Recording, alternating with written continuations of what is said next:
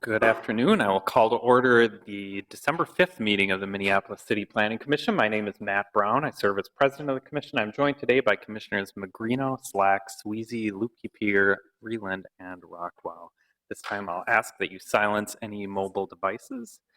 And our first item of business today is to approve the actions from the November 14th meeting. May I have a motion to approve those actions? We have a motion and a second. All in favor? Aye. And that motion carries. Our next item of business is to organize the agenda. We'll determine which items will be discussed and which will be continued, which will be considered on consent. You can find hard copies of the agenda in the hallway. Starting at the top of the agenda, item number 1 is the Ramblin' Rose Bed and Breakfast at 306 2nd Street Northeast. That's a conditional use permit for a bed and breakfast. Is there anyone wishing to speak in opposition to or modify the staff recommendation on that item? Seeing no one, we'll put item 1 on consent. Item 2 is at 861 East Hennepin Avenue. That is a rezoning. Is there anyone wishing to speak in opposition to or modify the staff recommendation on that item? Seeing no one, we'll put item 2 on consent.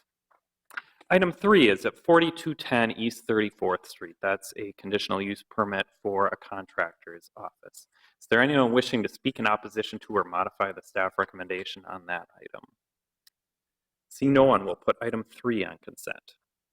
Item 4 is at 5405 and 5407 Xerxes Avenue South. That's a minor subdivision for single-family structures and variance to lot area. Is there anyone wishing to speak in opposition to or modify the staff recommendation on item 4? Seeing no one, we'll put that on consent. Item 5 is the RCCS addition at 3805 Washington Avenue North. That's a site plan review for a building addition there. Is there anyone wishing to speak in opposition to or modify the staff recommendation on that item? Seeing no one, we'll put that on consent. Item 6 is the Bancroft Elementary addition and renovation at 1315 East 38th Street. Several applications for an addition to a school. Is there anyone wishing to speak in opposition to or modify the staff recommendation on item 6?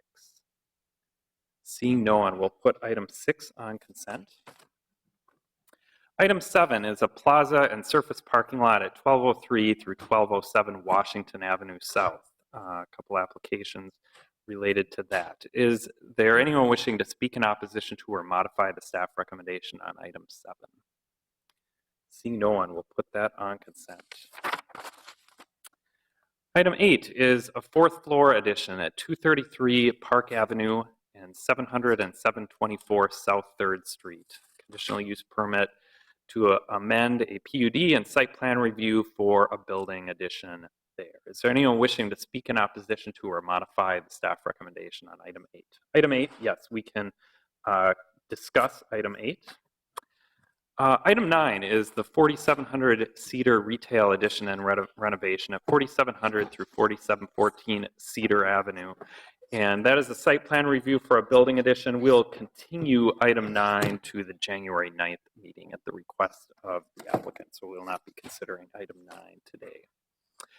Item 10 is the micro apartments at 2618 Essex Street Southeast. Several applications for a new multifamily building there. Is there anyone wishing to speak in opposition to or modify the staff recommendation on item 10? All right, we will discuss item 10. And let's see here. Finally, item 11 is the Rex 26 at 2601 through 2621 Lindale Avenue South. Several applications for a new mixed-use building there. We'll discuss item 11. Just so I have a sense, are any of you here to speak on item 11? Okay, so several. I figured there would be a few people here for that. So we'll discuss item 11. So our agenda as amended is as follows. Items 1, 2, 3, 4, 5, 6, and 7 will be on consent. Item 9 will be continued to January 9th, and we will discuss items 8, 10, and 11. May I have a motion to approve the agenda as amended? We have a motion and a second. All in favor? And that motion carries. Next, we will consider our Committee of the Whole consent agenda from November 17th. And Commissioner Slack, do you have an update for us? Thank you, President Brown.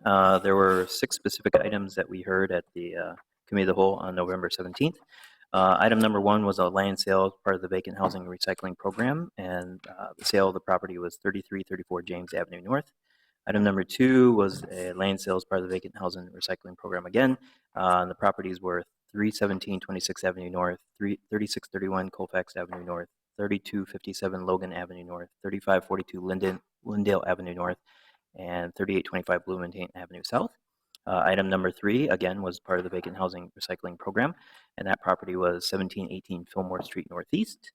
Item number 4, again, was part of the vacant housing recycling program, and the 2 properties were 606 33 Avenue North and 2127 Aldrich Avenue North. And then item number 5 was a land sale at 4530 Bryant Avenue North. Those previous 5 items were all, the recommended motion was to approve the staff recommendation that the items were consistent with the Minneapolis Plan for Sustainable Growth. Item number 6 was a series of land sales, 2601, 2607, 2609, 2615, 2617, 2621, 2625, and 2629 University Avenue Northeast. And that recommended motion was to approve the staff report that those items, or that this item was inconsistent with the Minneapolis Plan for Sustainable Growth. Okay, and so a lot of land sales there. I will take that as a motion to find that items 1 through 5 are consistent with the comprehensive plan. Item 6 is inconsistent. Is there a second? Second. I have a motion and a second. All in favor? Aye. And that motion carries. Next, may I have a motion to continue item 9 to the January 9th, 2017 meeting? We have a motion and a second. Any further discussion? Hearing none, all in favor? Aye. And that motion carries. Item 9 is continued to January 9th. Next, we'll move on to the public hearing portion of our meeting. And at this time, I'll open the public hearing for the items on the consent agenda. Again, that is items 1, 2, 3, 4, 5, 6, and 7. Is there anyone wishing to speak on any of those items? Seeing no one, I'll close the public hearing, and may I have a motion to approve the consent agenda? We have a motion and a second. All in favor? Aye. And that motion carries. Next, we'll move on to our items for discussion. We will start with item 8, which is an addition at 233 Park Avenue. And we can start with a presentation from staff, which is Ms. Dvorak.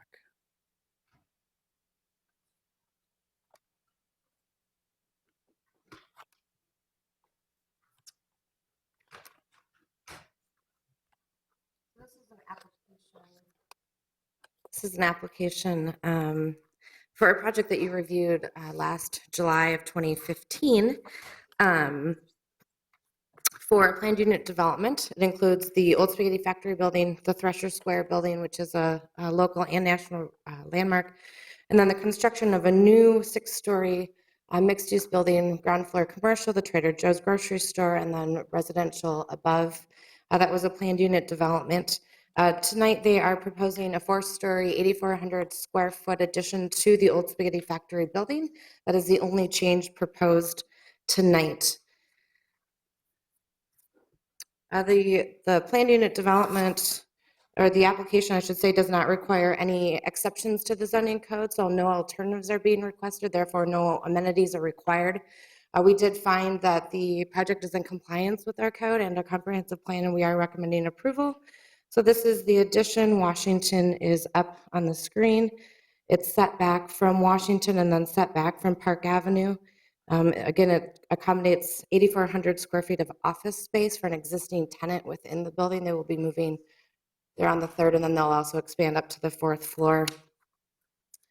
And just to show you what that looks like in rendering and in plan. So here you can see that it is this 4-story addition. It is a dark gray metal that they're proposing to use. This is the elevation from Washington. This is the new building that is now under construction. This is your elevation along Park Avenue with the existing Thresher Square building. And then these are the elevations. This is the elevation that you will see on from the south side, and then this is what you would see from that new building being constructed next door. And just for a rendering perspective tonight, that is the building if looking from Park and Washington Avenue. You can see the fourth floor addition. And then just looking westbound on Washington Avenue with the new building here in the foreground, that is the addition. So again, as I said, no alternatives to the code being requested, no amenities needing to be provided, and we are recommending approval.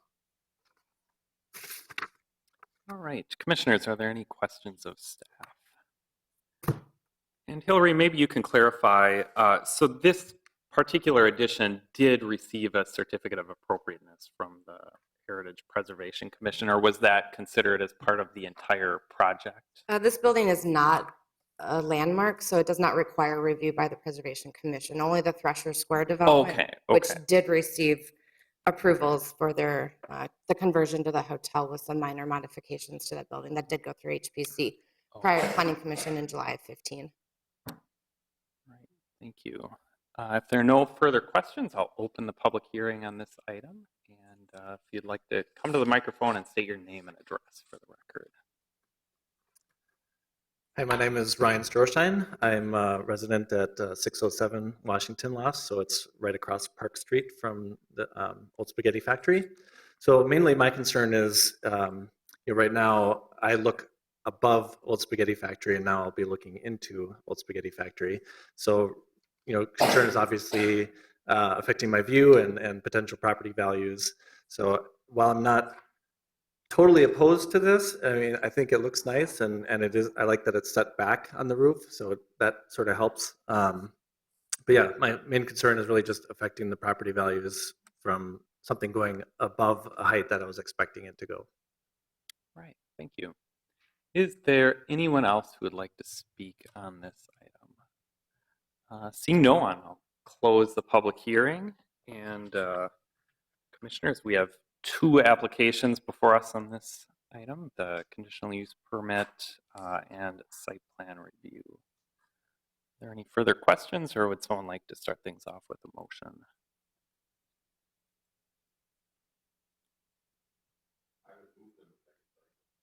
All right.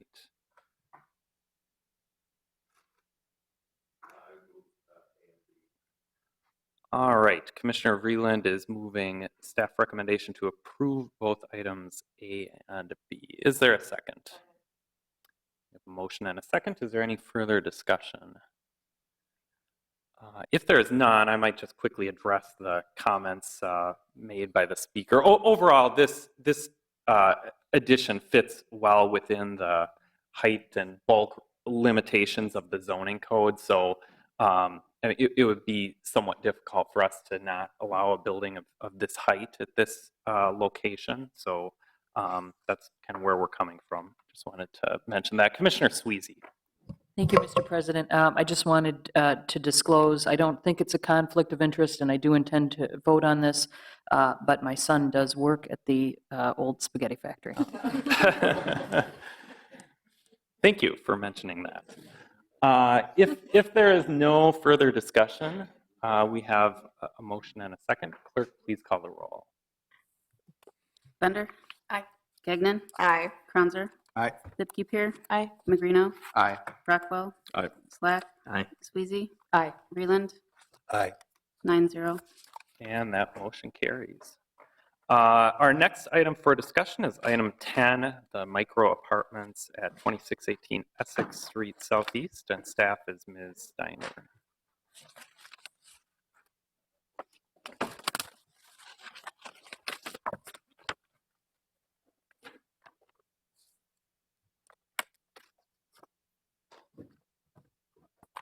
Commissioners, this is a proposal at 2618 Essex Street Southeast for your consideration tonight.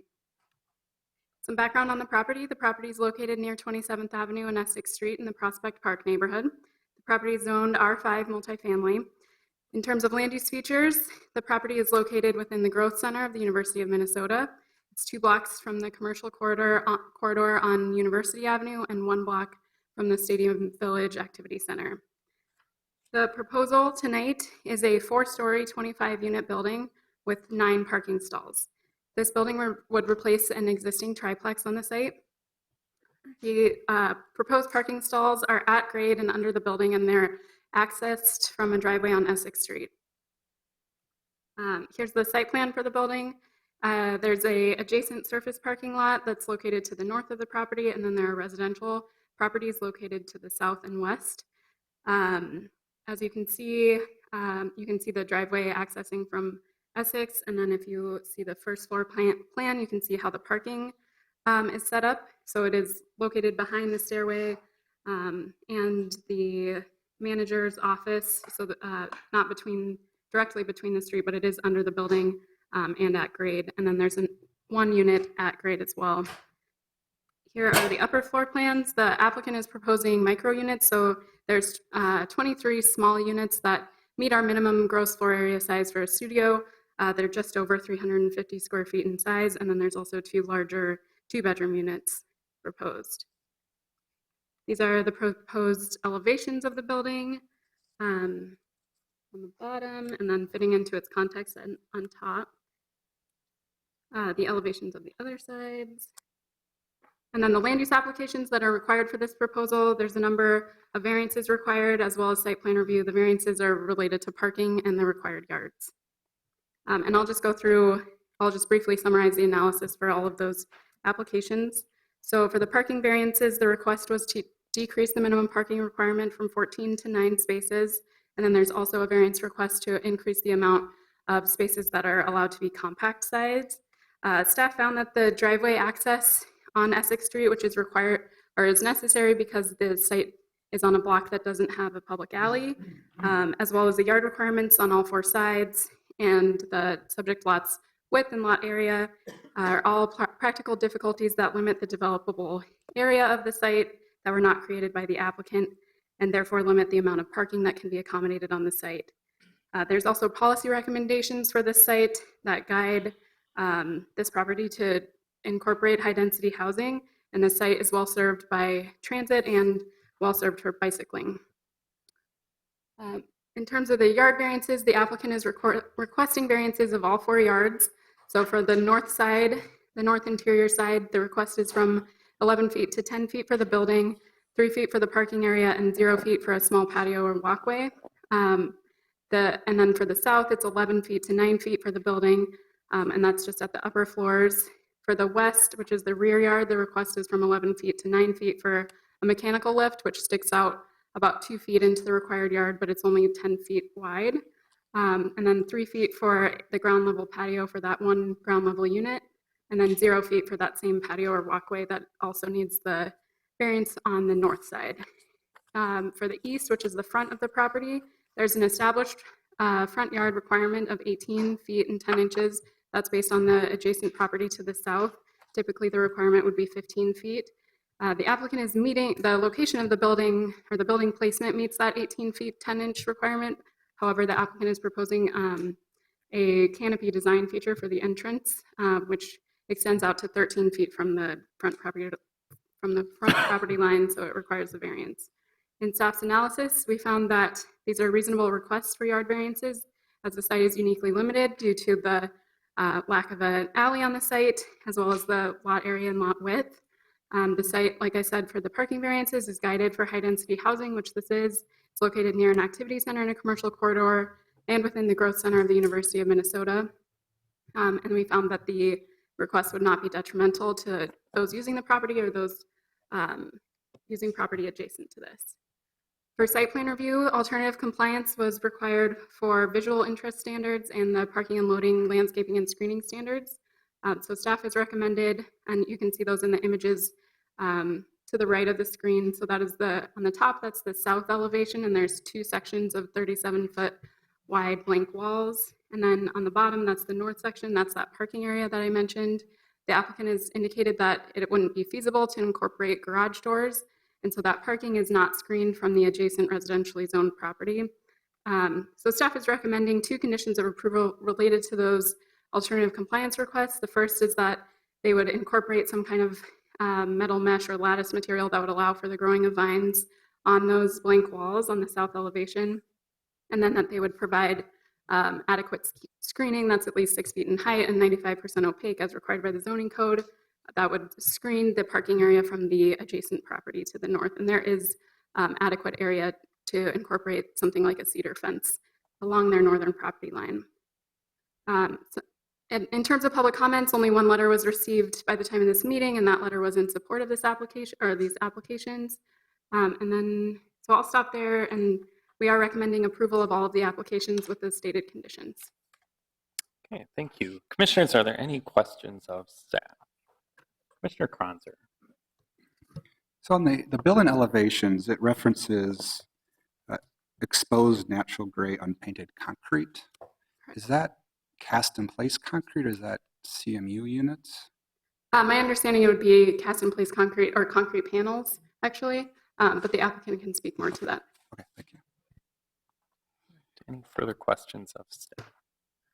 If there are none, I'll open the public hearing on this item. I'd like to ask the applicant to speak first. And, yeah. Good evening. My name is William Wells. I am the project architect and I'm joined by Josh. Tonight, he is the developer owner of this project. Is 25 units of micro apartments, 4-story building. I did want to mention that all the ceiling heights are 12 feet or higher in all of the units, and there will be some lofted spaces. So the units are really designed in a way that trying to maximize affordability and livability. And we're probably going to be marketing them more towards grad students and medical students at the University of Minnesota. To answer your question, on the front of the building, it is a poured concrete panel, but then on the sides of the building, it would be an unpainted CMU, if that's what's currently proposed tonight. We have no objections to any of the staff recommendations. We think they're all very reasonable. And I haven't received any negative feedback from anyone in the public, but I'm certainly willing to respond to any comments or questions. All right. Commissioner Lupke-Pier, do you have a question of the Yeah, I have applicant? 2 questions, actually. One, what is the linear footage of the unpainted CMU, and how visible is that? It would be for, that's the south east side of the building for the 9 parking spaces. It's approximately 80 feet.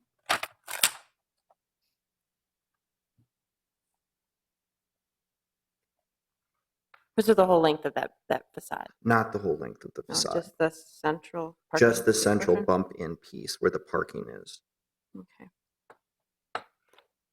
And then my second question was, I was looking at sheet A2, and there's a note regarding removal of a fence along a property line, but I also noted that condition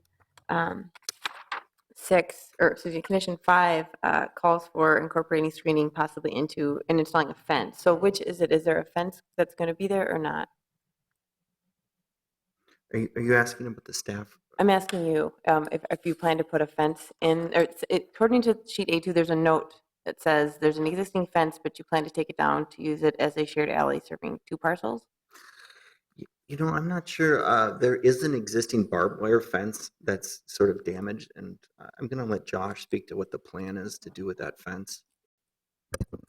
Yeah, I think that maybe came from when we were, discussing with the planning review folks about it's kind of a unsightly fence. I believe it's our neighbors. We have been talking with the neighboring property owner about potentially taking that fence down, which we have maintained since we've owned the property, cutting weeds and trees that are growing in there for that we can access through our property, but hoping that we may be able to get some type of joint easement down the road, making both of the properties more accessible.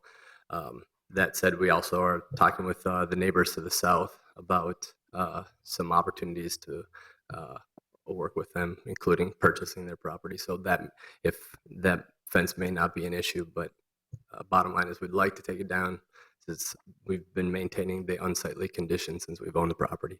Thank you. All right. Are there any further questions of the applicant? If there are none, we can move on to other speakers, and please come to the microphone and state your name and address for the record.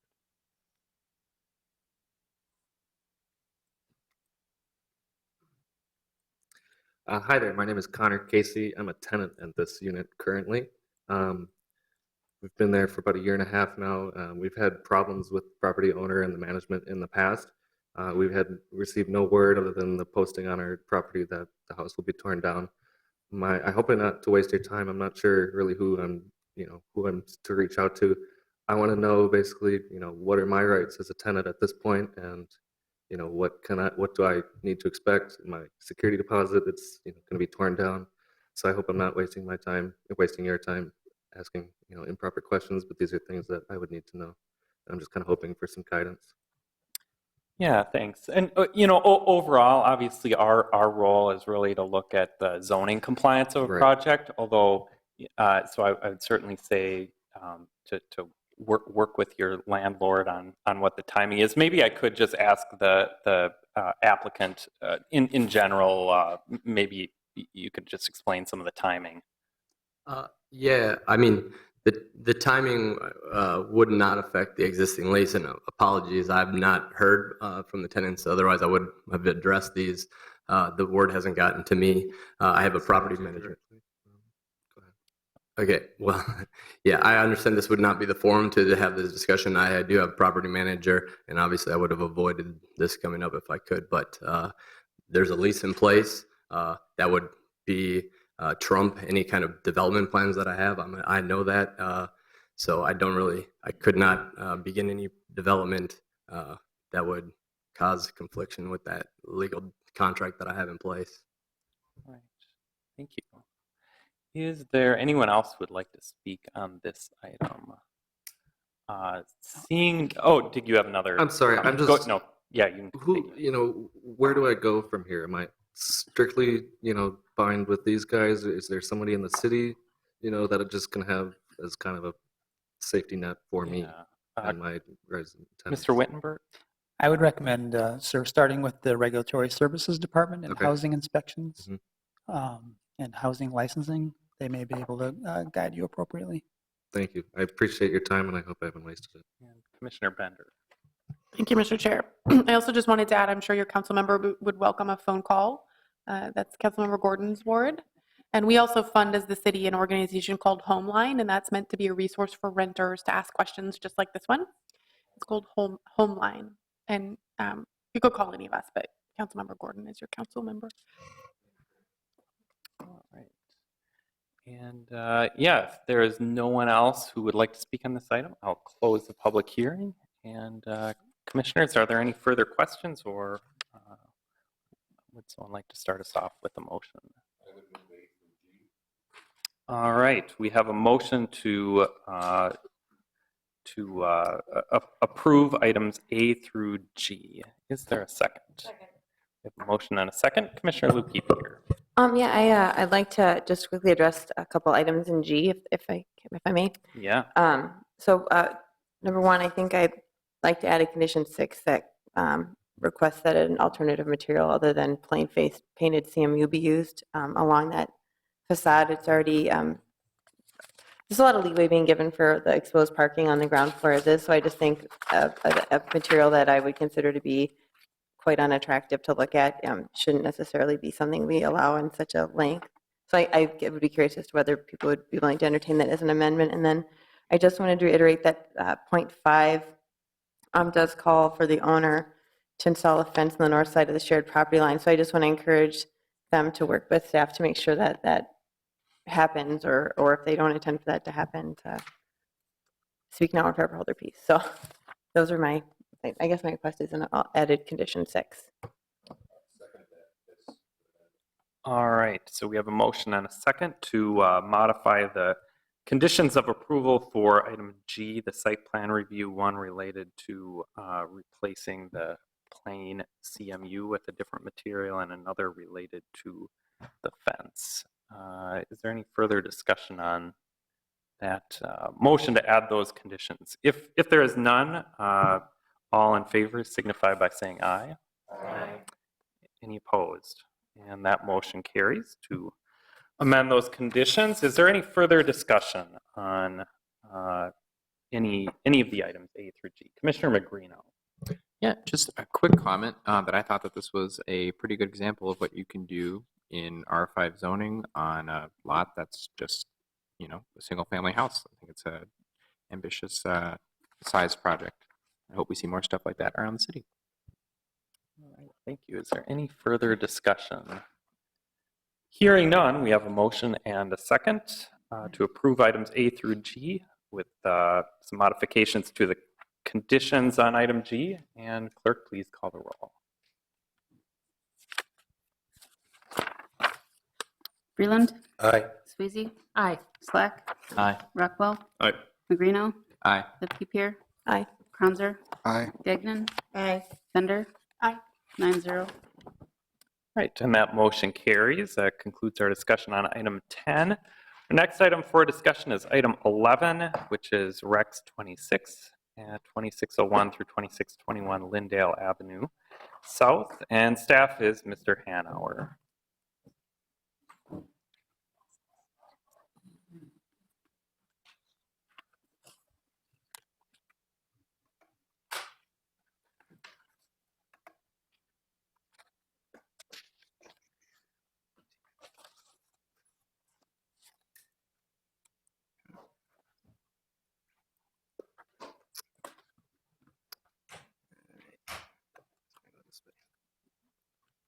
Sorry about this.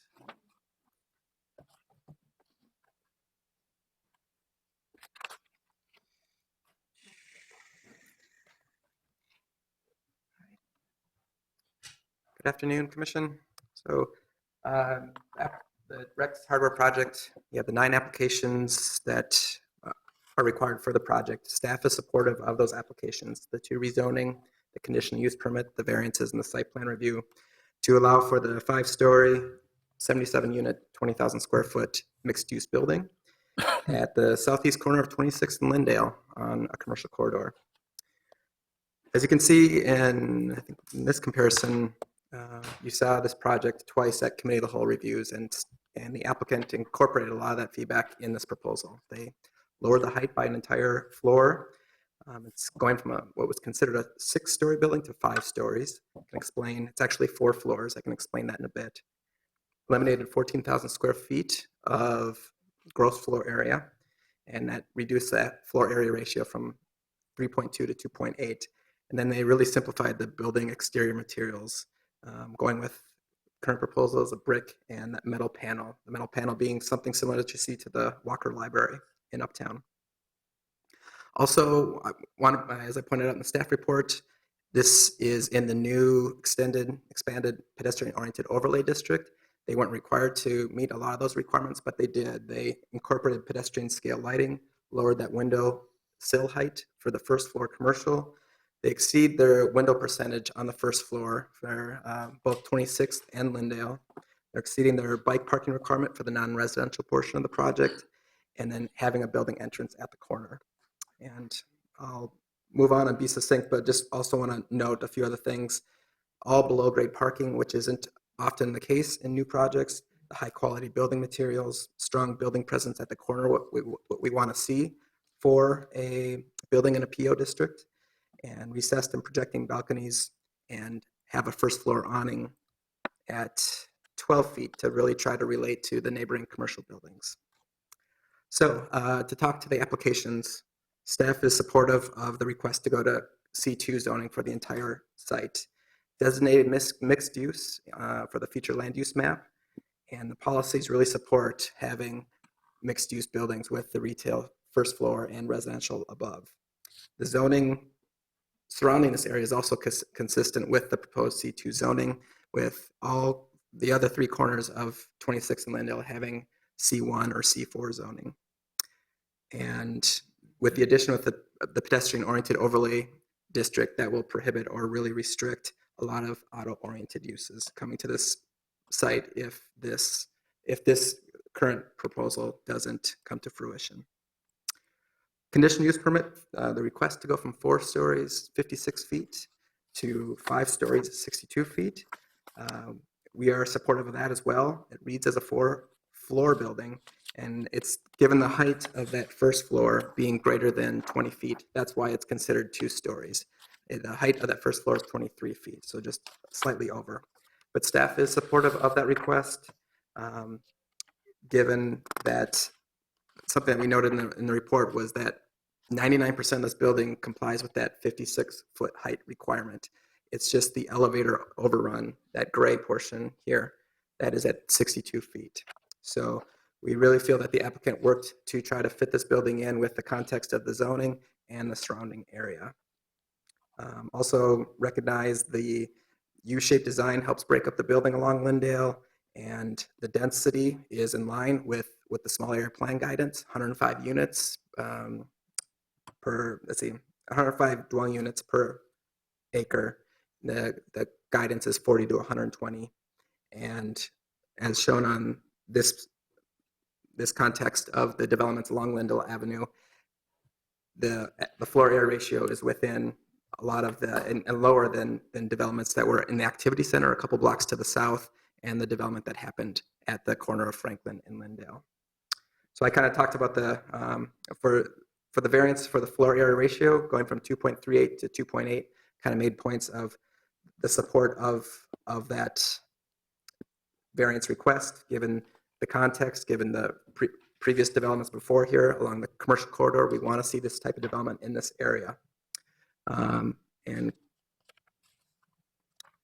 I'll just point out for the yard variances, the 3 yard variances. First, the only portion of the building for the first floor that is requiring a front yard setback variance is that portion nearest this home to the south of the lot.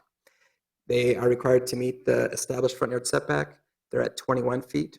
They need to be at 31 feet for the first 25 feet, if that makes sense. So it's just the portion that's outlined in red that is needing the setback variance. Also, the rear or the interior setback is required to be 13 feet. They're at 4.5 feet. Going to the second floor elevation, I'll just note they are required, given that there's residential uses on the floors above, to be at 13 feet for this rear yard setback, but they're at 5.5 feet where there's window openings. The lot is unique in terms of being a little shallower than what you typically see, called out being 118 feet in depth. You need to bring things, so that's more compact site, and that to incorporate all these things was something of a challenge. And the applicant did and does have a proposal that is reasonable and allows windows in a nice design to help fit in with the context and to help have a good living environment for those living in the building with the window openings. So also the other variance was one to allow 14 of the 152 parking spaces to be for French Meadow to have a shared parking agreement, that being across the street, and that's all due to the zoning of the neighboring lot. As far as traffic, I'll bring that up. I think I did hear some concerns of that. The applicant's proposal is for vehicles, both delivery trucks and cars for the residential and commercial portions of the project to enter off of Lindale Avenue South. Vehicles would enter or exit off of 26th Street. It'd be completely separate from the alley. And then delivery trucks, the applicant could probably talk more about this, but they're going to have a smaller delivery truck where they will not have to, they've shown maneuvering plans that they would not have to use the alley to have to access their loading docks within this portion of the building. But they are proposing to have those delivery trucks exit the alley here. They state in their traffic demand management plan that would be no more than two a day, and not always that many. With uses that are 4,000 square feet, there's elements, and this is on page 17 of the staff report. There's language that's not supportive often of having large delivery trucks within alleys when it borders a residential property. However, there's allowance for acceptance, or there's allowance for flexibility, and we are supportive of this proposal, given that the applicant has really, with having all vehicles, both commercial and residential, exit the site on their property, not the alley, that will eliminate the amount of use of the alley from this project. That's not necessarily what they had to do. They could have exited the cars for the residential portion of the project, come to the alley, going both ways. But this proposal just limits it to a couple delivery trucks a day. that would be using the alley. And we have one of the conditions of approval is that they have signage within the loading dock area to make sure that vehicles, those delivery trucks, will exit off of 26th Street. So I'll stop there. I'm sure there's questions that the commission may have, and I'll be happy to answer those. Commissioners, are there any questions of staff? Commissioner Kronzer.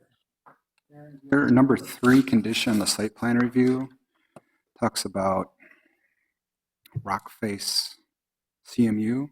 I didn't see any rock face CMU called out on the elevations. So Right. I'm wondering if that is a staff recommendation that's different from the elevations submitted, or if, Thanks, Commissioner Kronzer.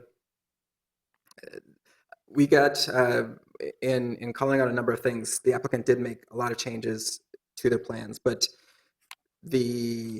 currently I think it says kind of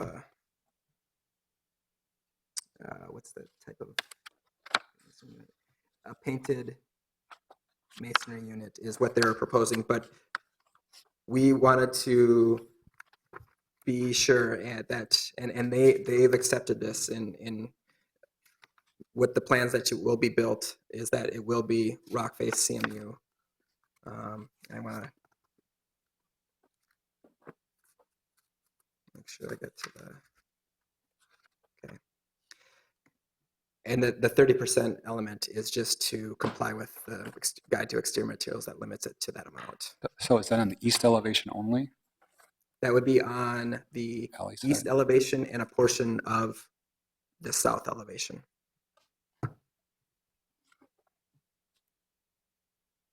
I'm gonna see here. I have it all. Let's see, bookmarked.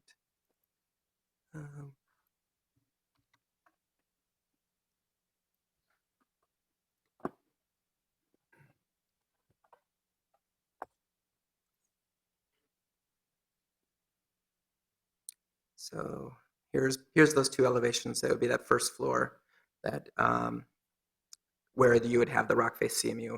Commissioner Kronzer, if you were talking about the 30% limit, I don't know if that was your question. Well, I was just wondering if it was a difference between integral colored CMU versus integral colored rock face CMU.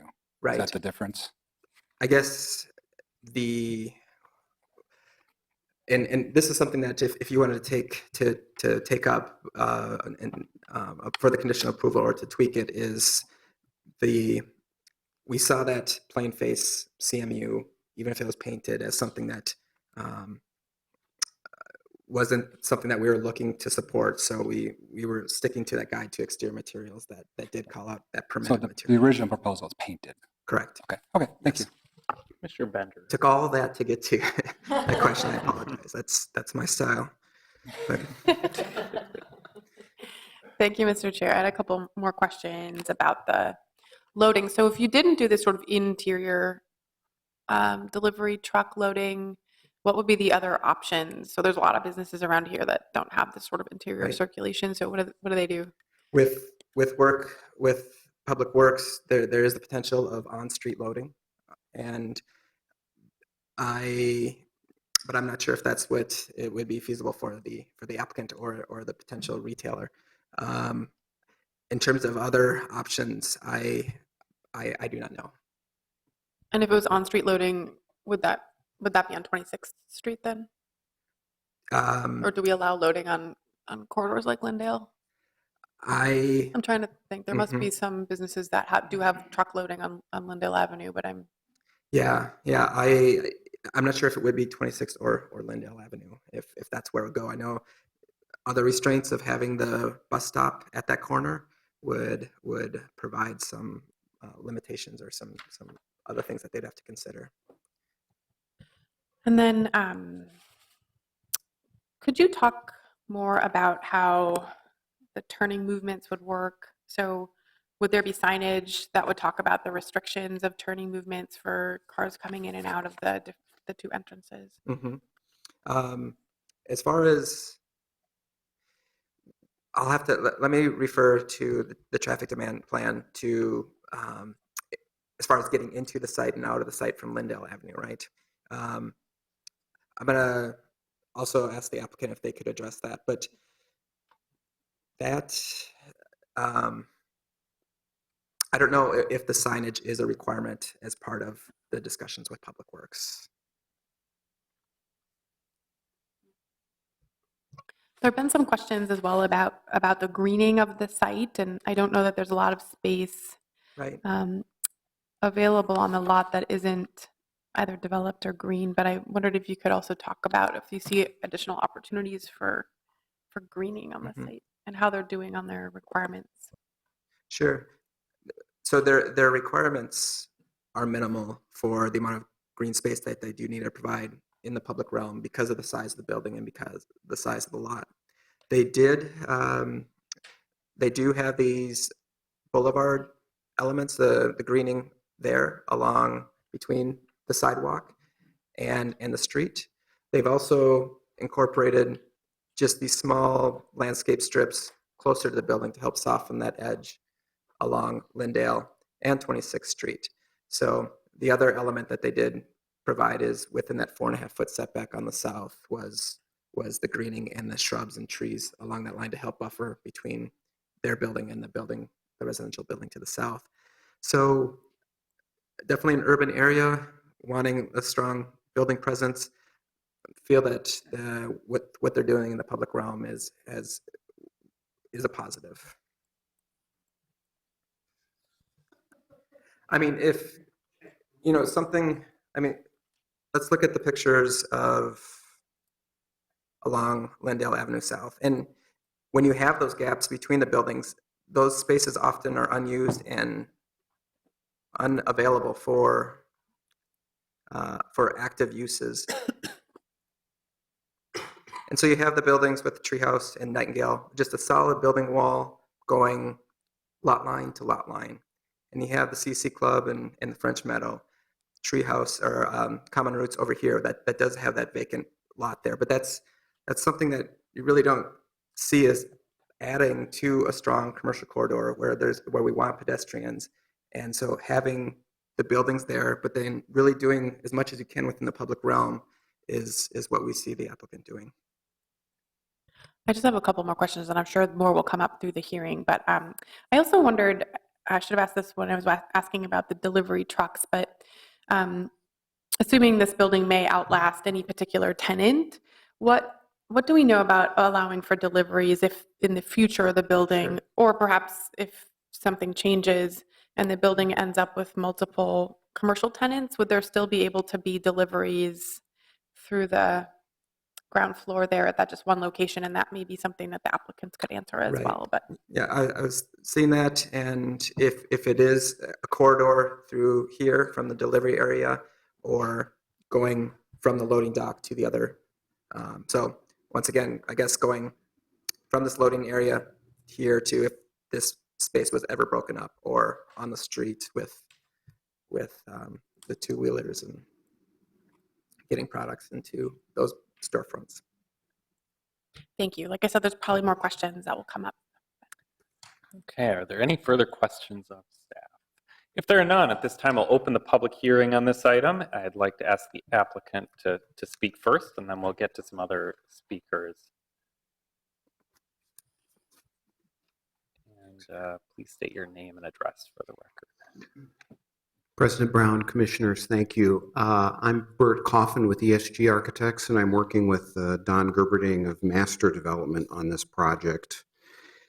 I'd just like to start with saying that working with the architectural team, we are very interested in, the key design features, the city building benefits that this project brings to the community.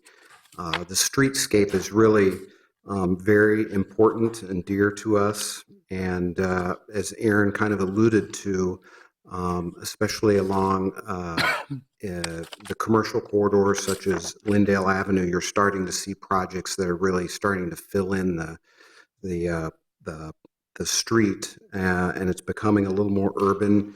We wanted to really focus on creating a very pleasant and high quality sidewalk realm, new boulevards, new street trees, and additional landscaping, which we've done kind of between the building and the sidewalk so that Public Works wants kind of their minimum 6 feet to walk through, and we're trying to make it as green as possible otherwise. And then we have the green as well on the north side of the building also, and a little on the south. We're also really committed to high quality architecture that is transparent, that especially at the street level with a larger tenant like this grocer that's proposed, we want to provide for the possibility for the future that those could be subdivided spaces later. And so the design of the windows there is set up so that that space could be divided later into smaller retail pads. The first floor height that Aaron mentioned is 23 feet, really because of the topography on the site. The alley behind rises up quite high and it's about 7 feet higher, 6 feet higher than at the street level. And so in order to allow for all the service and loading to happen within the site, which we are committed to based on Public Works feedback, we needed to raise that first floor up higher so that structurally it would work. And that's really kind of our limiting factor for why the first floor is taller than it is. You heard about the parking strategy. It's really to put all of the parking down on the lower levels. And we really want to encourage, multimodal uses of transportation here. There is a bus stop that's very heavily used on this corner, and we think that's going to continue. The Nice Ride station, we're asking that Nice Ride keep it there. We really want that to stay, and we expect that the project's going to generate quite a bit of pedestrian traffic. There already is a lot of pedestrian traffic there. So there's been a lot of key sources of guidance for us, including our staff planner, who's been very helpful in guiding us. When the pedestrian overlay district expanded and that passed, he asked that we, look at trying to bring our building more in compliance, and so we've done that. We lowered the sills in the retail. We added the bike parking. He went through all that. And otherwise, the sources of guidance for us have been zoning, the comp plan, Uptown Small Area Plan, and the Lynn Lake Small Area Plan, and the Greenway Coalition Plan. So speaking directly to some of your questions, Councilmember Bender, we've looked at a few different kind of service loading options, and we were really guided by staff and by Public Works to do this strictly within the site itself so that it can be contained and it's not really impacting anyone else. And so that's how it's kind of come to be what it is. So we can provide you with diagrams that show how the trucks would work, and that they will do all their maneuvering on site. They will drive in and then kind of back up to that dock. We're very open. I've heard other feedback about signage, about vehicles leaving the site, and we're open to adding more signage to make it more clear. I think especially leaving the building for customers or residents and they're exiting onto 26th Avenue. We want to make sure they know to turn left and not to try to turn right. We know that's been a problem near there in another location. So we're very open to that. We're looking to green a little bit more up on the courtyard there of the building. So we will probably have pots up there to add more greenery, and we'd like more pervious up there. And then if in the future there are multiple tenants and the building goes to a multiple tenant building, the service loading dock can absolutely be used for those tenants. We just think that's just a smart long-term use for that loading dock. And then Commissioner Kronzer, you had a question about the rear elevation. We had originally, if I can clarify, we had originally specified an integrally colored CMU, but a flat one, not painted, just an integrally colored, which when you go on the websites of all these CMU manufacturers, they don't advertise it, but they do make it, and we just think it's a little nicer, cleaner look. but we're open to rock face because we understand that that's allowed by the guidelines, and we're very flexible either way. We could do either one, whatever the preference is.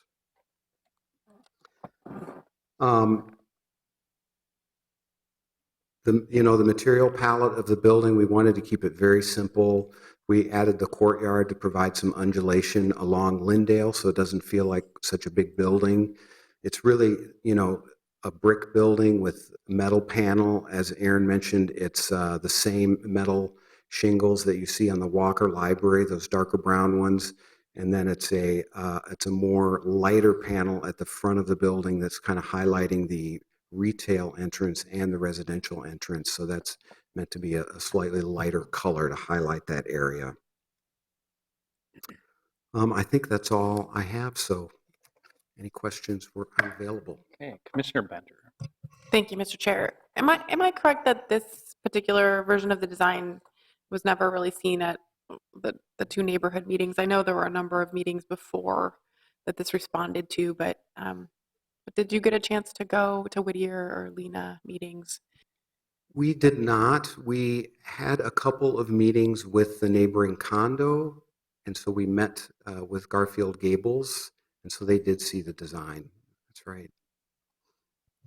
I'll just note that isn't required, but again, so I've been doing my best to try to ascertain from folks what they think of this new proposal, and of course, the neighborhood meeting is one way that we communicate about that. And so I think it's just too bad because I do think that this did respond, and so many of the people that I've reached out to, from those organizations, or at least the staff, felt that this was responding to a lot of the comments that had come in. But I think it would have been nice to bring this back just since it changed so significantly. Mm-hmm. I think we would be happy to go to those groups. Commissioner Kronzer, do you have another question? So a couple other questions. We talked about the auto traffic. Is there any plan currently to have a auto coming sign as you exit on the 26th? As a lot of downtown parking ramps have the Right. The flashing light and or something to alert folks. Car is coming. Car is coming. I could do And while Aaron's doing that, at the entry point, we have the truck entry and also the auto entry. Right. What are your thoughts about having to get autos to the auto entry, not towards the loading dock? I know one's a door, one's an opening, one has the retail sign right above it. But there's a pretty big area of concrete there, and people aren't paying attention. They're going to could drive the wrong way. Well, we're open to a sign at the exit that would say auto coming, just for pedestrians. I think that we would be definitely open to that. At the vehicle entry point, the idea is the service door is down most of the time, except for a couple times a day a service vehicle is coming, and that even in good weather, the other door going down to the lower level parking, that door could be open so that cars aren't backing up onto Lyndale. Right. We don't expect that would happen, but you never know. So that way folks can just dive on down the ramp and go down to the lower level parking. That's kind of our current thinking. Okay. And what about exterior lighting? There was some discussion a while back that they'd be installing pedestrian scale street lighting in the public realm. You mentioned building mounted lighting per the PO district. Can you just walk us through what the proposal is for exterior lighting?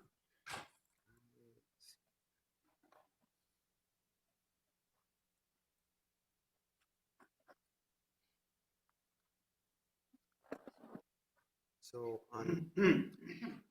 we're planning at kind of the canopy height, which is that about 12 feet up at the windows, where there's kind of a mullion break along the retail, that between every other window there would be a downlight, kind of a sconce that's attached to the building wall.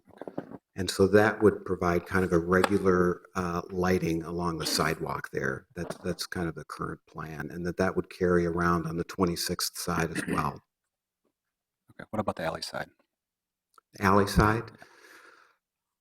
You know, we need to meet minimum code there, and we haven't thought beyond that, but we're open to looking at that as well. It's definitely, we want it to feel safe in the alley. Yeah, I mean, it's safety, but it's also not light pollution.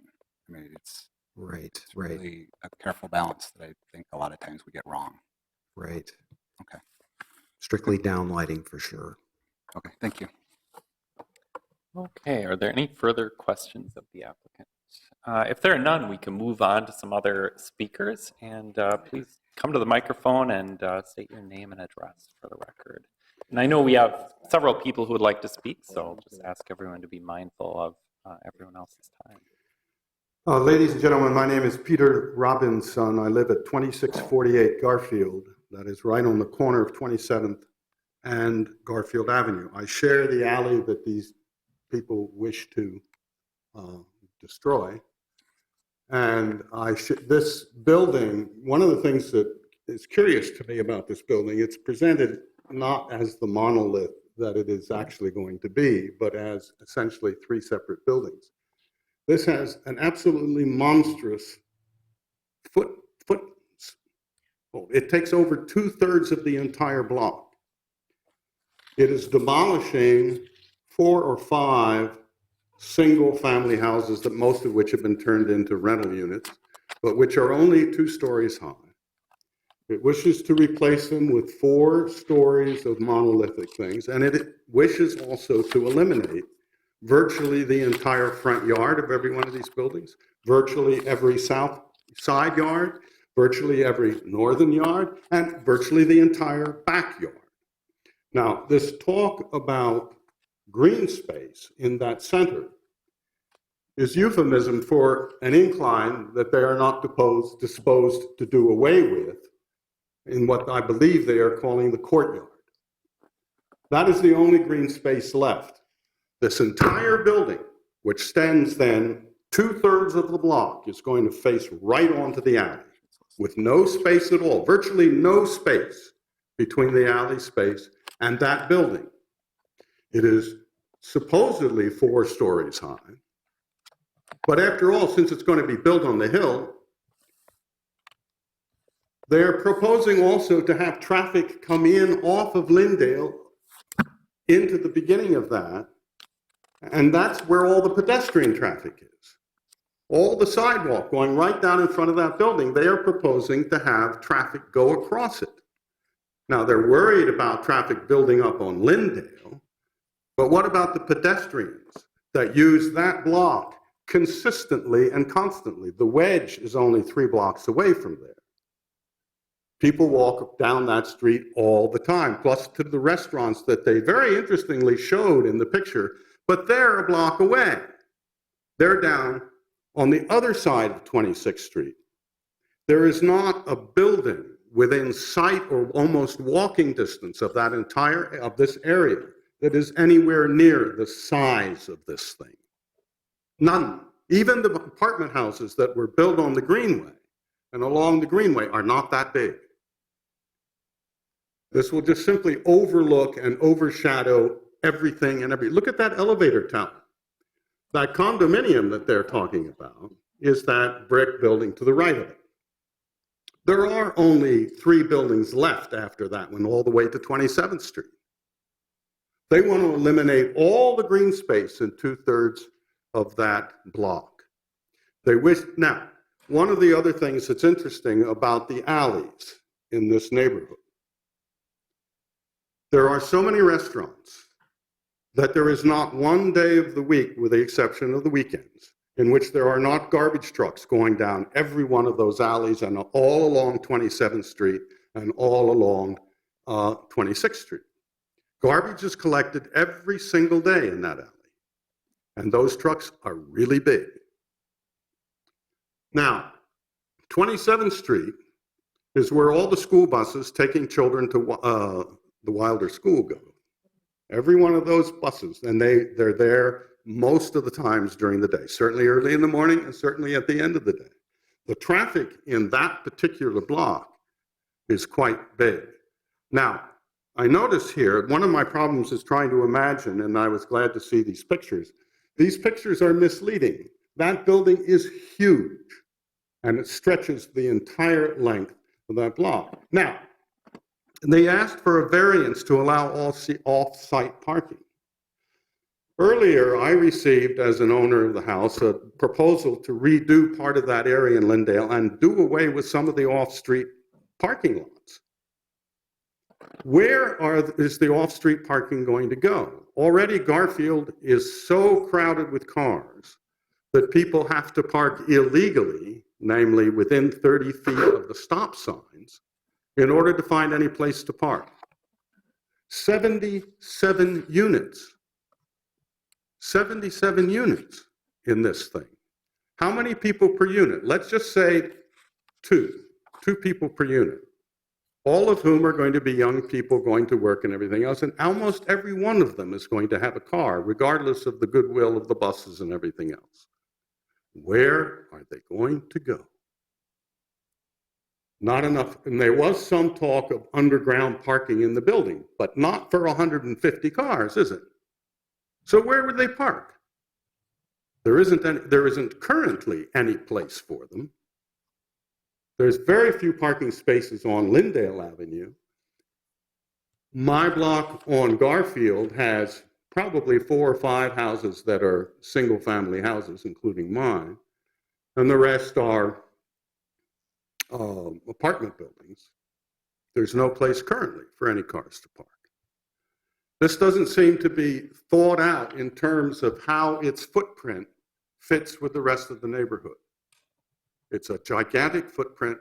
It's much too big a building for the appearance of the rest of the neighborhood, and the traffic is going to be horrendous. Now, I noticed that you lowered the building one flight. Well, that was nice, but still, if you think of that not as 3 separate buildings, but as one building whose elevator tower is at one end of it, you begin to realize the size, the absolute gigantic size of that building. It doesn't belong in the neighborhood which exists there today. I don't know how you're envisaging changing the neighborhood, but that doesn't strike me as what was it called? An urban space. The urban space already exists. What it's turned into is a high-rise space, and that's very different. Thank you. All right, thank you. Who would like to speak next? Yes, please come to the microphone and state your name and address. Hi, I'm Danny Schwartzman. I own Common Roots Cafe, which is one of the kitty corner locations that we saw an illustration of. And then I also own the 2 duplexes at Aldrich and 26th. And then I have a parking lot parcel that's just north of my building. And I just wanted to come and voice a few concerns about these variance proposals. I also want to acknowledge that I think that this proposal is much better than it was before. And I don't want to take that for granted. So I appreciate that it looks much nicer and it feels better. And I appreciate the U-shaped layout. And I think that there are a number of things that are good about this proposal. I also have a bunch of major concerns. So one is the traffic, which I think a few people have pointed to. I think that we shouldn't underestimate the impact of a number of cars that a grocery store attracts to an intersection.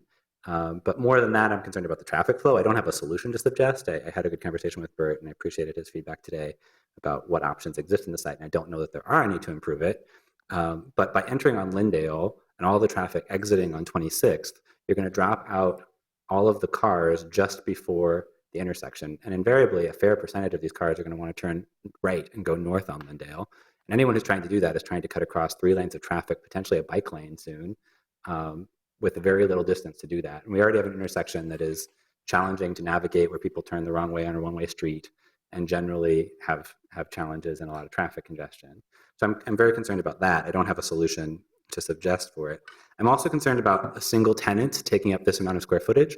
I personally am less concerned about the size of the building than I am how it interrupts the vibrant commercial district we have, which is a lot of independent businesses that are smaller footprints in this. And the footprint of this retail space is quite large and quite out of scale with pretty much all of the surrounding businesses. So I'm more concerned about that, the size of that retail and how that is not conducive to a pedestrian-oriented area where people walk around multiple small businesses like mine and others that are in the neighborhood. I think this is much more of a destination driving to issue and is not really in keeping with the sort of vibrant urban area we have. So that's a key concern. I'm also concerned about the lack of landscaping. I think that it's not terrible, but to argue that this is significant landscaping on this footprint of space is a hard argument to make. I would suggest that perhaps the building could take up something less than almost the entirety of all of these spaces that were houses that had yards, that there would be a way to creatively add more landscaping around the edges of the buildings and perhaps to make the footprint of the building somewhat smaller.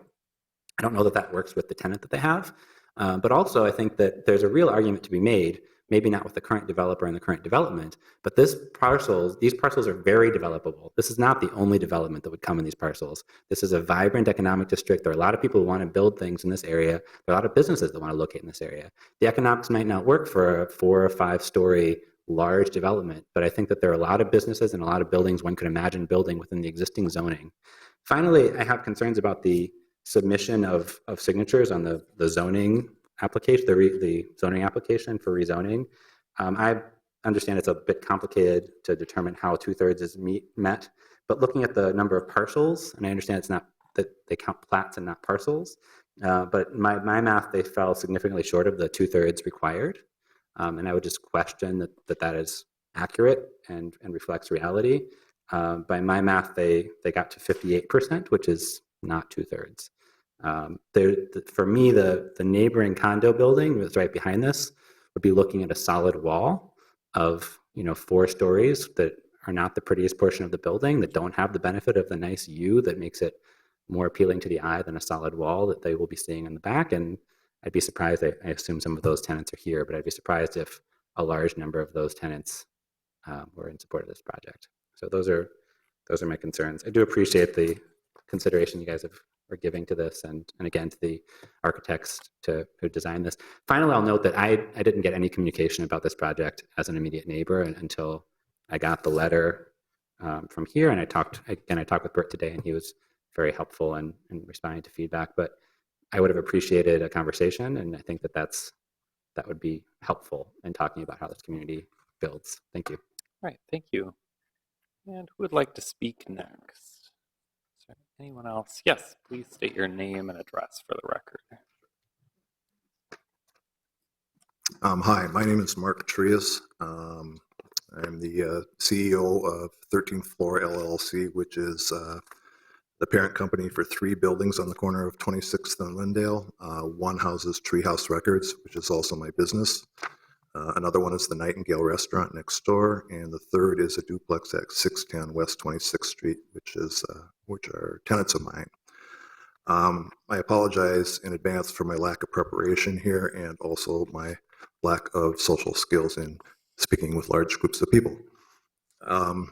However, I had surgery in Rochester on November 1st, and on Wednesday was my first day that I was allowed to work, and I understand that Wednesday is the day that the large list of plans was made available to the public. I haven't had a chance to review that, so I feel a little unprepared for all of this.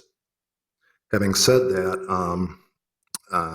what little I've understood from my conversations today with Lisa Bender and Danny here is that there have been a number of, and I've seen none of these revisions that have been proposed here before the council. The last communication I had from Don Gemberly, forgive me if I'm butchering your name, was when he came into my record store unannounced with plans to give me $4,000 worth of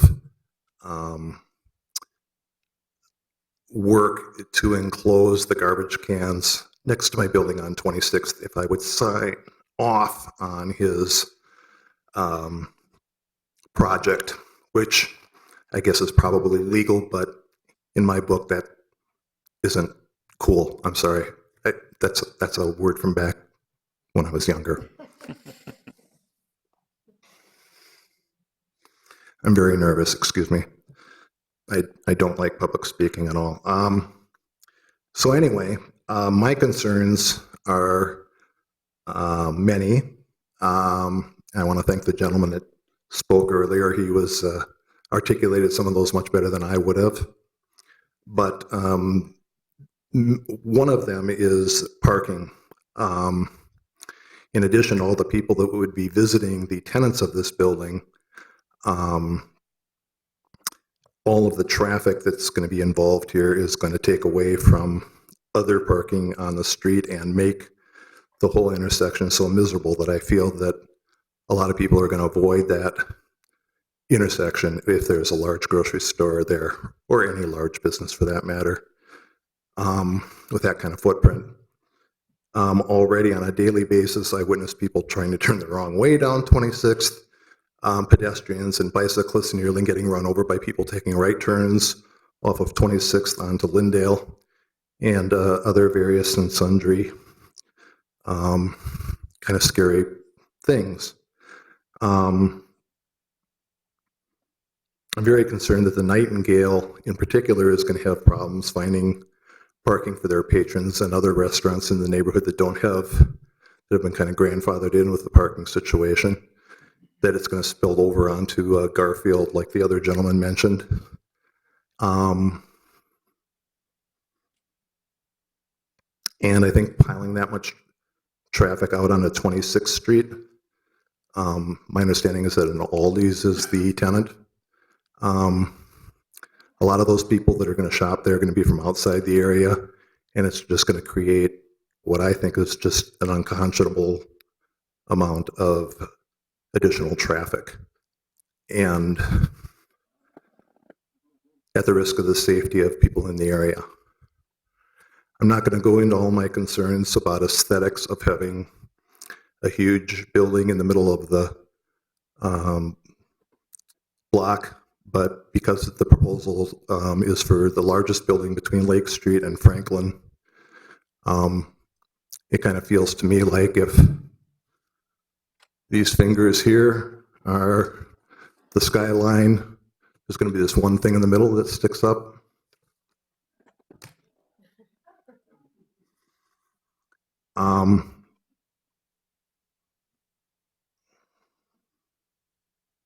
This just feels wrong to me on so many different levels, and I know that it's the council's business in part to raise the coffers down at City Hall and charge larger property taxes and generate more revenue for the city. And while I have no problem with increased density, while I have no problem with commercial businesses on the main floor, I do think that this current proposal is monstrosity, and I think that it's not really good for the neighborhood that I've been a part of for 32 years on that corner.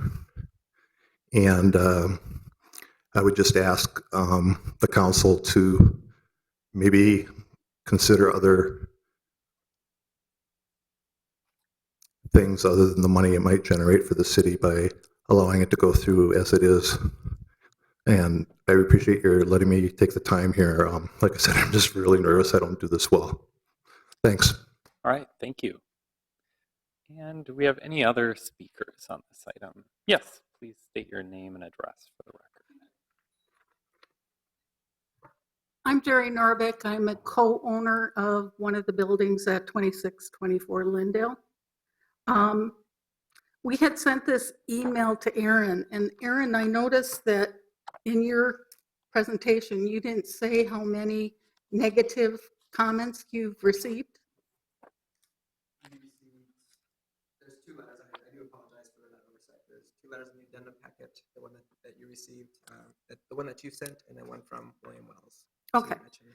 And again, because I had not planned on attending this meeting, so I'm glad I did.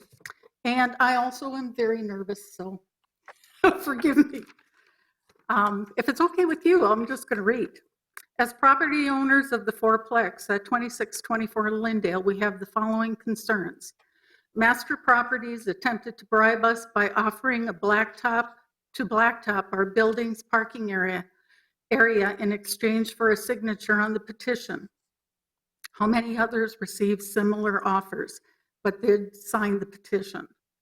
With the current residential and commercial mix, the parking in the area is difficult at best. According to the proposal package distributed, they would provide sufficient parking for residents, guests, and customers. Why would off-site parking be required? Possible increases in problems caused by semis making deliveries to the proposed commercial tenants. Currently, our renters, and again, we're on 26th next to French Meadow, we have to deal with issues of increased noise levels, smelly trucks, blocked access on 26th or 27th, blocked alley access to leave our building. Probable damage to 100-year-old buildings. We have a fourplex that the city designated as a historic building. And we're wondering, are there any plans if there is damage to the brick or to the interior plaster to be compensated or taken care of? Because again, they're going to be digging down 2 stories. Possible damage to the city infrastructure, the gas, the water, the sewer, and possible groundwater. Loss of our tenants' ability to see the city skyline. Loss of affordable housing in the neighborhood and economic diversity because of that. Loss of permeable soil and green space to our neighborhood. Choice of the commercial tenant. Aldi is worldwide known to damage existing grocery businesses. According to the information provided to us by Masters Properties, the 2 largest grocers in England nearly went out of business after Aldi's came to the UK. What will happen to our grocers? The Wedge, Lunds and Byerly's, Kowalski's, Cub. We do not want our neighborhood to lose the choice of grocers. By contrast, Aldi here in the metro provides less fresh produce, limited organic meats, produce, and local products, and are extremely reliant on processed foods. There is nearly non-existent customer assistance due to an extremely small visible workforce and no opportunity for workers. Thank you. All right, thank you. Are there any other speakers? We need to make sure everyone can speak once, so please. Well, he spoke already, so you can come to the microphone and state your name and address for the record. Hi, my name is Phil Schwartzberg. I own a home at 2529 Garfield, and I also own a fourplex immediately across the street at 2534 Garfield. And my primary concern with the project is really its size. It's very large. It's much larger than the existing apartment buildings of the older construction. They're like 3.5-story tall. There are 2 of them at the intersection of 26th and Garfield on the 2500 block. And it would be nice to see a building that was more in keeping with that kind of height. Because I think that the neighborhood, it just sort of feels nice when that's already the sort of existing biggest building in the neighborhood, unless you go further south and see Lime, which is really huge and frankly very ugly. I worry about parking issues. My tenants already who live in my fourplex, there are only a couple of parking spaces in the back of that building, so the rest have to find off-street parking. That block is full every night. It's not going to get any better, unfortunately. So that means that my tenants might find that they can't park when they get home. And a bunch of them are working the service industry, so they get home late. And it's a drag if they can't park, on their own block. It's not a problem for me. I have off-street parking, so at my home. My biggest concern, though, is just the height of the building. The other issues of the setbacks don't bother me so much, although I would prefer to see them a little further back so that there could be a little bit more green space maintained, because there's so little of it already in certain areas, and it's just going to get less and less. I mean, Lindale has a lot of smaller buildings currently on it, especially on that block, the 4 houses that are going to be demolished do have green space. That'll obviously be gone. I understand that's okay. I'm in favor of adding more density to the city. The question is just at what point do you decide that it's too much? And currently, the way I see it, it's still a little too much. I like the fact that they've scaled it down somewhat, and I prefer the use of the new building materials that they've showing us are, I think, much more attractive than the previous ones. And the U shape is nice that they've added that as well. But I still would like to see a little bit more green space maintained so that those people who are now hopefully walking more and more on Lindale can actually have more of that. So anyway, thank you very much. Right, thank you. And is there anyone else who would like to speak? Yes, please state your name and address for the record. My name is David Tower. Full disclosure, I'm the owner of one of the properties that is it's actually the final property on the south side of the development. And the main thing I wanted to say is I think that this development is actually the right thing for the neighborhood. Really, like financially, I would actually be better off if this development fell through, just based on money that's already come. And the purchase agreement was signed about 2.5 years ago. So based on prices of home values in the neighborhood, I would actually probably end up ahead of the curve if it fell through. But I think this is the type of thing that makes me want, we'll never stew. I always think you're going to be all right until you're standing up. This is the type of thing that actually continues to make me want to look in this neighborhood to find something down the road. When I originally bought the house, I envisioned living in it. It's about 10 years ago. And I've worked in Uptown for 10 years. I'm always in the area, and this is the kind of thing that I think we need more of on Lindale. Addressing the issue of the height, there's been a few houses I've noticed go up, actually on the side streets. One of them was on Lindale, but I think another one was over on Bryant that I believe are about 4 stories tall, and they stick out pretty heavily just based on being constrained by the houses on either side of them. And I think just looking at the plans and previous plans and new plans, I think this would fit in really nicely to the area. And this is, like I said, this is the type of thing that actually makes me continue to search for something close by to actually move back into the neighborhood. So thank you. Right, thank you. And actually, I'm not sure we got your name and address. David Tower. Okay, and your address for the record. What was it? Could The you say rental your address? 2621 Lindale. Okay, Thank you. Is there anyone else who would like to speak? If there is no one, I'll close the public hearing. Everyone just gets to speak once. I apologize.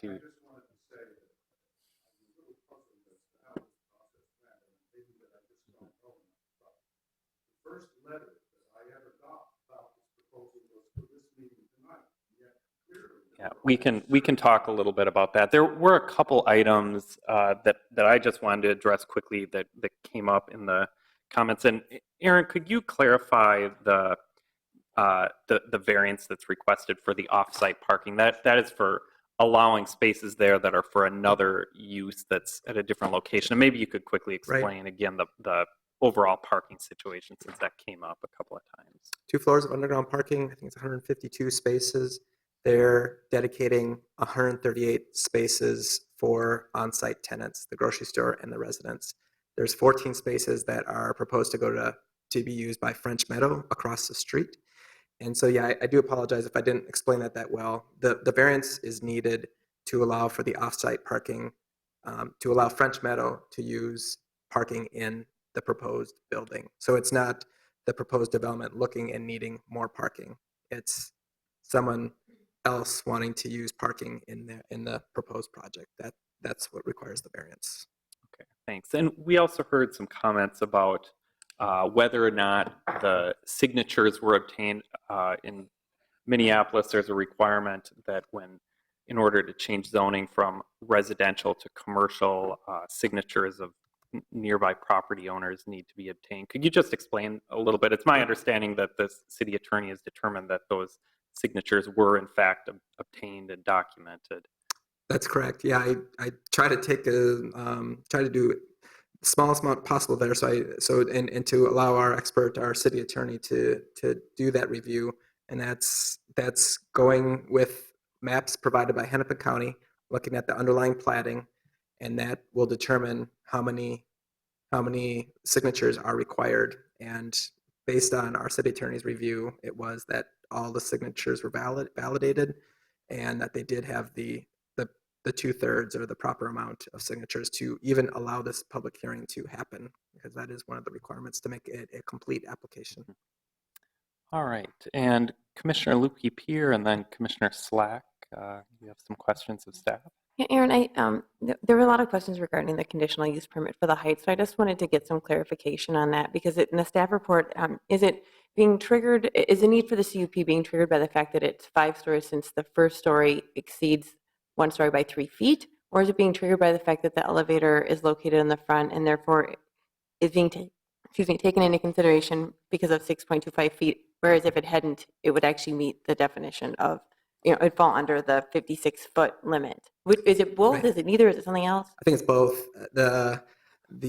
So it's 4 stories or 56 feet is what you need to meet, both those, and the most restrictive of those. So this is a 5-story building. So once they're for that would need the conditional use permit. And then you're right about that elevator penthouse. If it's at the building edge, and that's where it's 62 feet. It's not step back 1 foot for every foot in height that it is. If this elevator penthouse was set back 14 feet from the building edge, it would be allowed to be 14 feet in height. So it just sets the height based on the placement of that elevator. So technically, not including just the elevator overage, it would actually meet the 56-foot, provision, just based if we were disregarding just the definition of the first floor, right? So we're not asking, they're not asking for a CUP for height because it's actually 20 feet higher than it could be. It could actually be that height. Correct. With the exception of the elevator. With the exception of the elevator, it is within that height. I just want to get clarification on that to make sure there wasn't something I was missing. Thank you. All right, Commissioner Slack. Yeah, Aaron, I have a quick question regarding some of the comments we heard, specifically on-street parking, traffic, and then access and circulation of service vehicles and other tenants and users of the grocery store. What were some of the comments or feedback that you heard from Public Works regarding some of those transportation-related issues? Right. And I don't think I did the greatest job of explaining. I do to something that Councilmember Bender brought up in terms of how vehicles will access the site. I do not think there's any limitations of that vehicles will be allowed to take a left turn off of Lindale into the site. Some of left turn going southbound or vehicles going northbound will be able to turn in. With the traffic demand management plan, a couple of the conditions of approval that to help reduce traffic concerns and to help improve the situation, knowing that this is a busy street, staff is recommending, CPED is recommending that there be a real-time parking counter at the street here to know how many parking spaces are available for the commercial tenant. Something else to increase the non-single occupancy vehicle counts.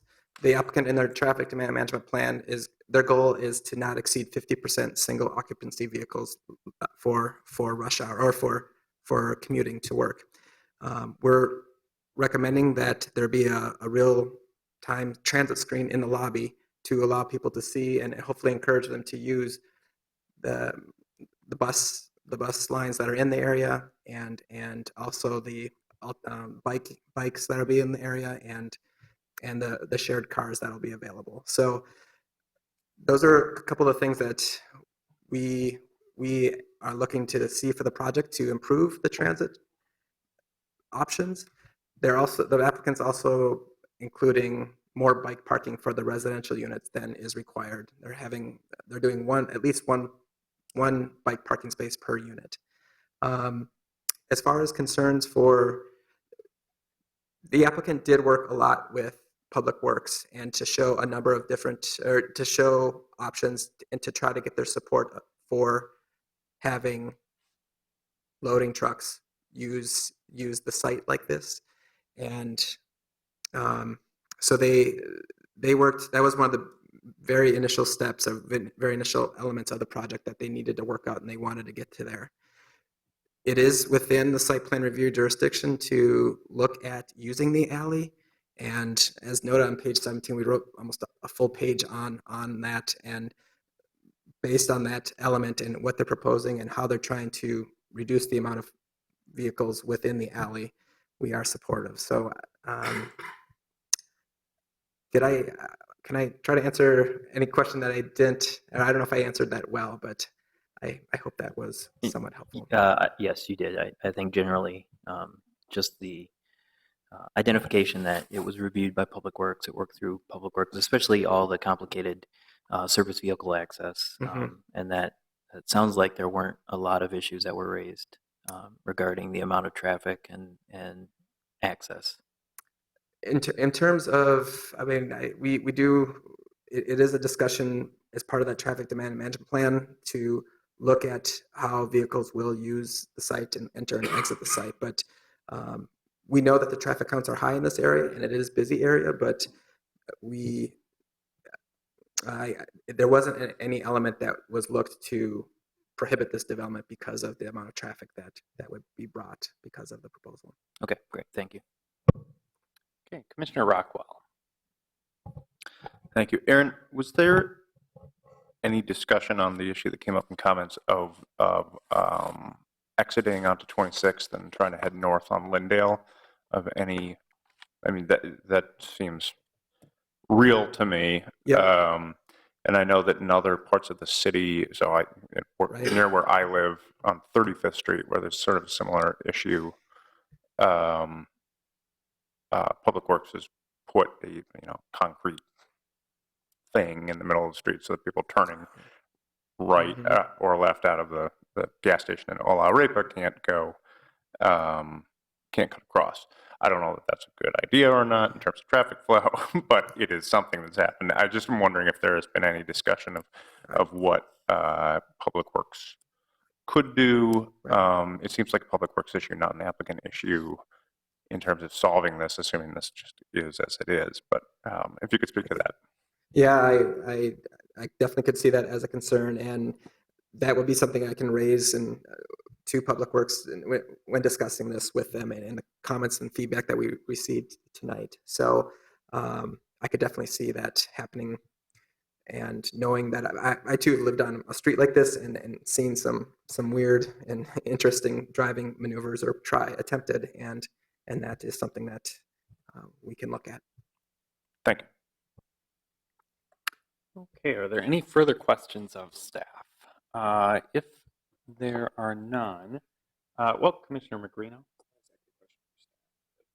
if you have another comment or would like to start us off with the motion, that's fine too. Not quite ready for motions yet. I just wanted to make the general comment. We did talk a lot about the parking for the grocery store at committee of the whole, both times this came before us. And I really, like I'm a member of the Wedge and live in Loring Park and walk to the Wedge fairly regularly. And it is kind of a nightmare trying to walk on that street with people turning off Lindale both directions.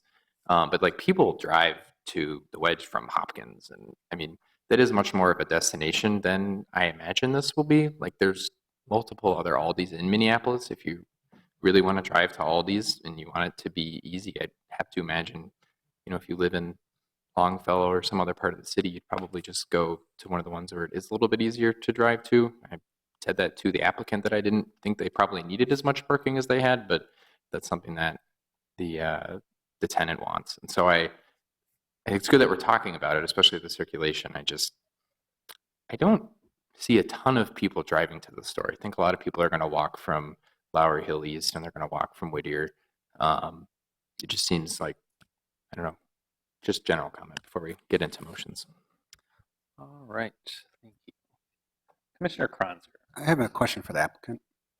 Can you talk about what your plan is for surveying existing buildings before construction and what your thoughts are about construction and digging relatively close to some older houses and buildings?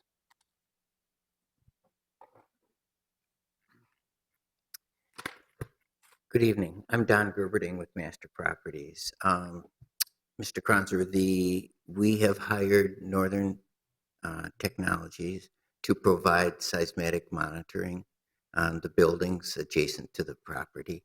And they will establish a seismic monitor that will monitor all construction activity and vibration.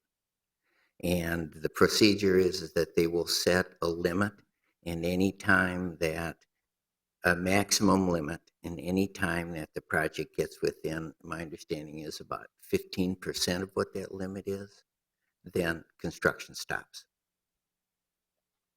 Are you also planning to do building surveys prior to construction?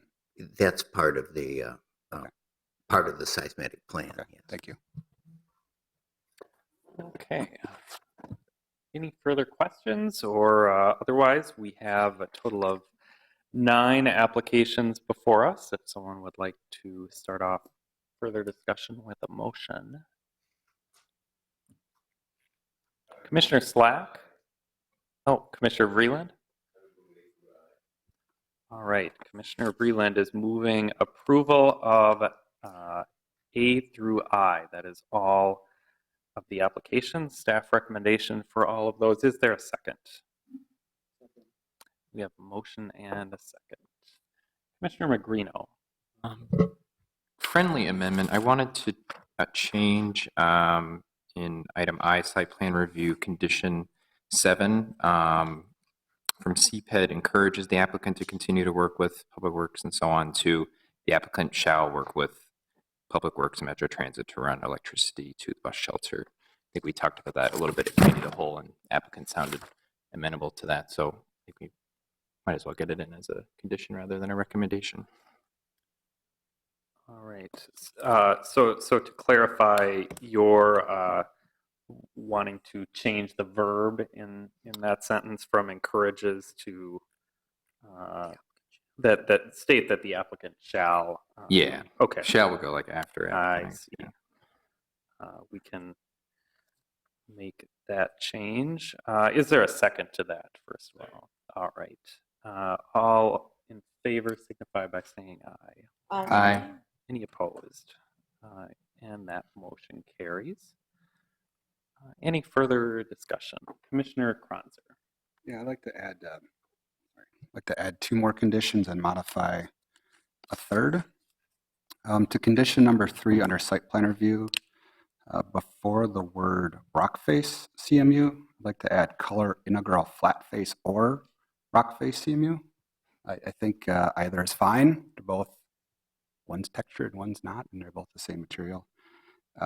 That was minor. The other 2 is, one is about the real-time parking counter at the entry. I don't see that conditioned here. I think that would be a good thing for us to condition, as well as the car coming sign at the exit. So a condition, the applicant shall install a real-time parking counter at the entry and a car coming sign at the exit. And then the second condition to add, the applicant shall install pedestrian scale lighting along Lindale and 26th Street and low-level full cutoff lighting along the alley. Very similar to what the applicant had already been discussing. Okay, so we have a motion and a second to make a change to condition number 3 in the site plan review, stating that the walls may include colored integral flat face or rock face CMU. We've also added 2 conditions. One, that a real-time parking counter and a car coming sign are required, and also condition requiring pedestrian scale lighting. Is there a second? Maybe we had a second before, actually. If there's no further discussion, all in favor signify by saying aye. Aye. Any opposed? And that motion carries. Commissioner Sweezy. Thank you, Mr. President. I'm really struggling with this proposal and what's in front of us. You know, this is the 3rd time we've seen an iteration of it, too, at the Committee of the Whole, and I think it's gotten better. I do think this is a big change for that neighborhood and that intersection, though. And I'm particularly concerned that the neighborhood groups didn't get a chance to see this last this last iteration of it and have some comments on it. I don't know if there would be other points of view if it had gotten more of that or if we would have gotten more feedback on it. But, for something of this size and scale on that corner, I am disappointed that it doesn't appear that the neighborhood got a chance to really take a look at this version of it. All right, thank you. Any further discussion? Commissioner Bender. Thank you, Mr. Chair. So I did get a chance to talk to the staff from both of the neighborhood organizations. The project is in the Whittier neighborhood, but just across the street from the Lauriel East neighborhood. So I can't predict what would have happened had they gone, but both neighborhood organizations did receive notification of the hearing tonight, and I know did some outreach amongst themselves, their members, and their boards. I think the fact that folks who live farther away from the site didn't come today indicates a bit of what I've been able to ascertain, which I think most people in the sort of bigger area around here are generally supportive of the project, or at least feel like it's improved enough that they didn't come tonight or contact me or the staff in other ways. I think this is one of those projects that folks have sort of differing opinions about, particularly the grocery store use. I've gotten a chance to talk to a number of people, and we don't really have a control to say which business would go in and what type of business. And we actually don't even have a control that would say that this size of commercial space in this location isn't allowed. And so we're a bit constrained in being able to dictate exactly what's the configuration of the commercial space. And I think this is, again, something that some folks, I think, are excited to see a grocery store of this kind, and others, I think, would prefer it not to be a grocery store here. I will say that adding 77 new housing units in a neighborhood that is 80% rental and that is has a very tight housing market, even more so than our very low citywide rental vacancy rate, is a good thing. It's something that I know folks want to see is more housing options in neighborhoods where there's a lot of demand for rental housing and rents are rising. So, I think overall the project has improved to the point that I will support it today, although I do continue to invite comments from folks, and I think it would be probably appreciated for the project team to go and present those final details to folks if the timing works out with the neighborhood meetings with the holidays coming up. So I will say again that the dramatic improvement of the design of the building is very notable. It's kind of unfortunate we had to take so long. This project has been out there for a very long time. So I'm pleased to see the changes that were made. Thank you. Commissioner Kronzer. I am too also going to support this tonight.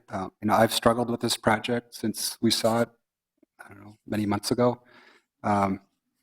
But I do have to commend the applicant for really listening to us. We provided a lot of feedback, including feedback on the FAR, building design, pedestrian scale things. So it's a drastically changed proposal than we saw at Committee of the Whole a few months ago. As Aaron laid out in his staff report, it does meet many of our city goals as far as increasing housing choices and affordability. It's been a vacant lot for a long time, and I'm not sure when the next pretty good proposal is going to come to us. It's been vacant for, 8 years. It's been an empty building for 6 years before that. So I can support this where it's got to. All right, Commissioner Gagnon.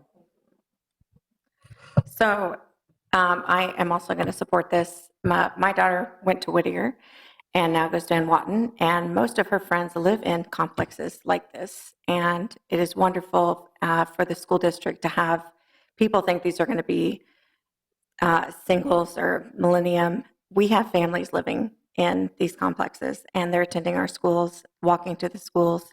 So this is, definitely a reality in Minneapolis Public Schools that we need this space. We have a lot of students and families that are homeless. The housing is very packed in that area, and a lot of people looking to get into the Whittier, Jefferson, Kenwood neighborhood schools. So I really support this type of density. Thank you. Thank you. Are there any further comments? If there are none, we have a motion and a second. And clerk, please call the roll.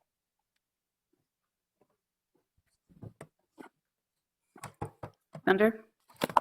Aye. Gagnon. Aye. Cronzer. Aye. Lipke-Pear. Aye. Magrino. Aye. Rockwell. Aye. Slack. Aye. Sweezy. No. Freeland. Aye. That's 8-1. All right, and that motion carries. That concludes our discussion on item 11. Also concludes our business for today. We have committee of the whole this Thursday. Our next regular meeting is January 9th, and we are adjourned.